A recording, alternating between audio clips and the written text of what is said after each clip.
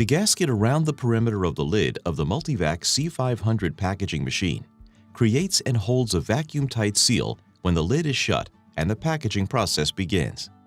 Over time, this gasket may become worn or damaged, which may result in vacuum leaks and unsatisfactory package results.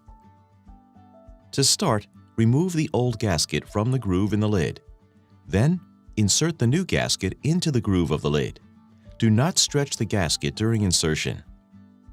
Once you reach the starting point, cut the gasket to size, ensuring there is not a gap between the beginning and end of the gasket.